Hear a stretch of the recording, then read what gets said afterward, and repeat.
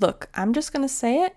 Origins 1 and 2 of Miraculous, maybe the best episodes of the series. We have watched 5 seasons of Miraculous at this point, but that still does not take away from how good these beginning episodes are.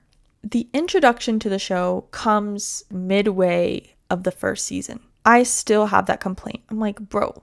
I also realized how obvious it is that like Hawkmoth is Gabriel Agreste. Like the voice is the same, the hands are the same. Wait, that's kind of weird. Anyway, Gabriel's a baddie. I heard a lot of hate, like at the end of season 3, that Master Fu was like a terrible guardian. I like him. He's a precious old man, and I'm not going to hate on an old man. Also, how long is Marinette gonna live? Is she gonna live forever, just like Master Fu? Is Cat Noir also going to live the same amount of time as Marinette? Okay, Sabine is like, Marinette, get your butt out of that bed. Come get ready for school because you're going to be late, Miss Girl. This like really reminds me of me in high school where I just like did not want to move. And look at Marinette. She didn't trip on her shoelaces in this scene. That's really good. Why does she add chocolate powder to her cereal? What the hey?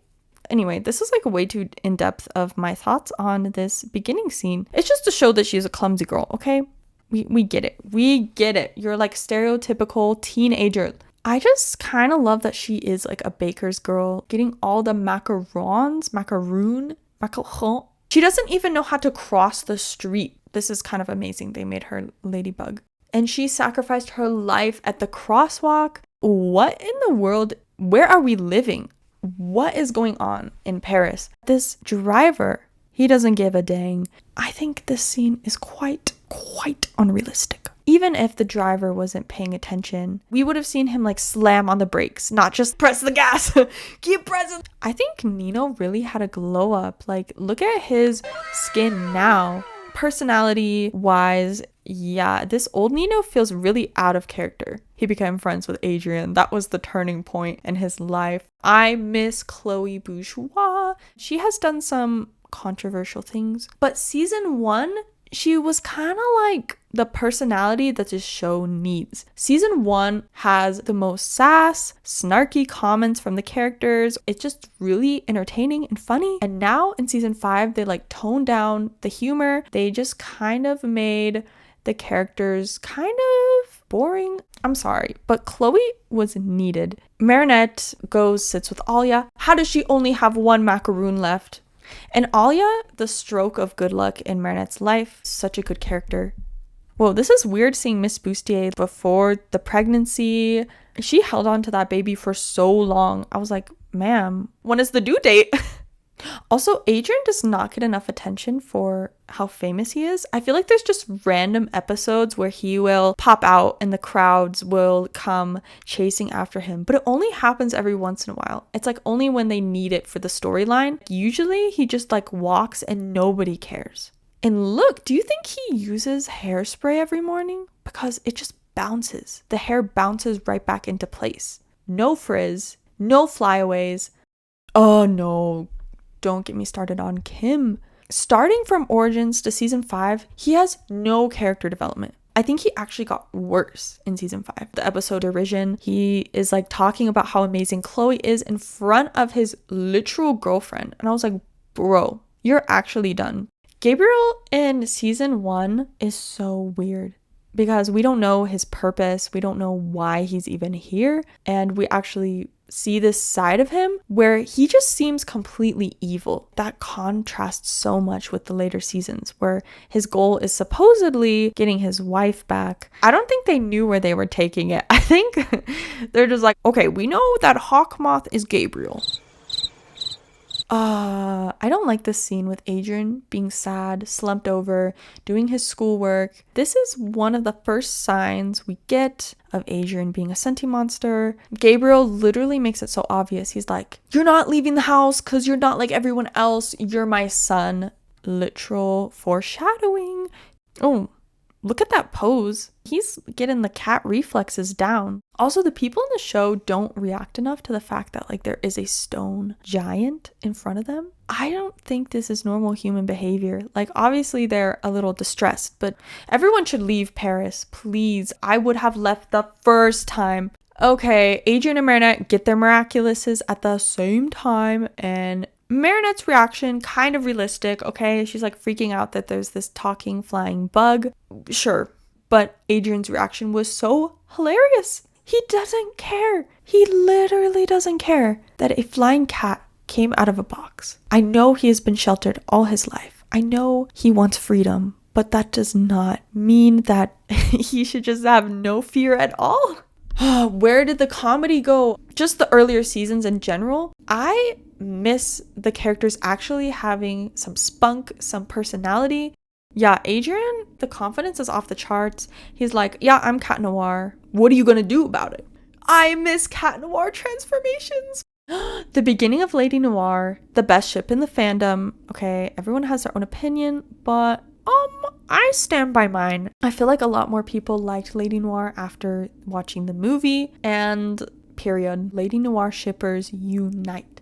Yeah, this scene is just so unrealistic. Cat Noir is just like, okay, I'm a superhero now. I don't really have questions. I just want to go outside. He's literally doing like flips. He just has the moves down 30 minutes into his new life. Also, I just have a question, like, how did Adrien get so smooth with the girls? Like, he's been sheltered his whole life, and the only other girl that he spent time with was Chloe. I don't get it. Oh my gosh, guys. It is revealed that Adrien has a personal chef, but where is he? Have y'all seen a personal chef in the background? Because I have not. I kind of want an episode where the personal chef just like makes Adrien croissants, cookies, macarons, whatever, and he just like has a feast. Oh no, why did Tiki not tell Marinette about capturing the Akuma until after? She's just like, did you capture the Akuma? Like it was obvious. Like she had already told Marinette. I'm sorry, Tiki, but no, you did not explain one of the most vital parts of the mission.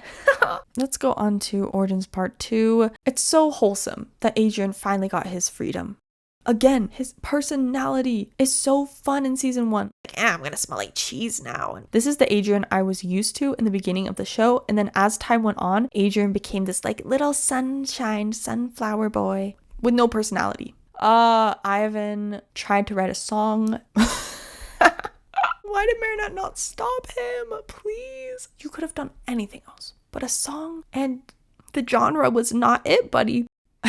Not Adrien just poking the gum on the seat. It's kind of pure. This must be the most bougie school because the most rich kids in the country are there. Also, like, Emily really molded Adrien using that Peacock Miraculous. She was like, let me give my son the perfect nose, the perfect like hair that he does not have to brush. My son is going to be a model from the womb. Oh my gosh, Adrien being like a socially awkward cinnamon roll is the best thing ever. Oh, it's missing Cat Noir hours right now. He was such a baddie in season 1. He was sarcastic, he was funny, he was flirty, and now he's kind of boring, TBH. He's too soft now.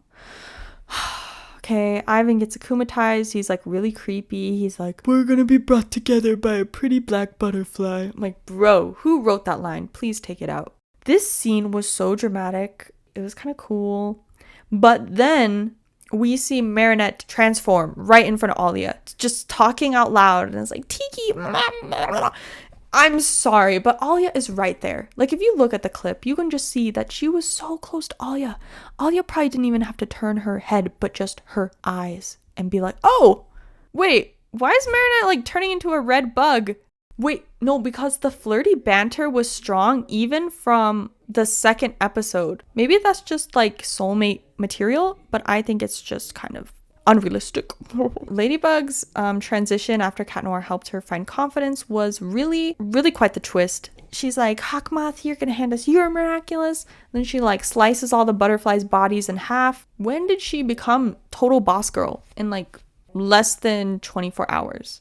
No, because they toned down Cat Noir throughout the show. The origin episodes, he kind of popped off and he took the lead. But then, after he was humbled, I guess they just thought, we can make Cat Noir the sidekick now. Oh my gosh. This is where Cat Noir's love arc begins. Yeah, this is the start of Cat Noir becoming a simp. I honestly just got so used to him being infatuated with Ladybug that now when like season 5 is here, it just feels really weird that he's like, oh, now I like Marinette. That changed the whole show for me. These 2 days changed Marinette's character completely. She has so much more confidence. I love that for her. And then Adrien gets to go to school, be a normal boy. Oh my, the umbrella scene. I mean, come on. The music and the dialogue touch my whole soul. Who wrote the music? Because I want to meet you. This was like Adrienette's peak. And everything else falls underneath it. Comparing the umbrella scene to season 5, there is no competition. I'm sorry, but season 5 Adrienette was kind of cringy. A lot of it, I was like, this is not what I want from Adrienette. Then we see Master Fu ship them as well, and he's like, wow, this lemon meringue pie boy and the blueberry haired girl are really a great match, and I think that is on period. Master Fu, you are Cupid. Anyway, that's all for this video. Thanks for watching. I'll see y'all soon. Lazy out.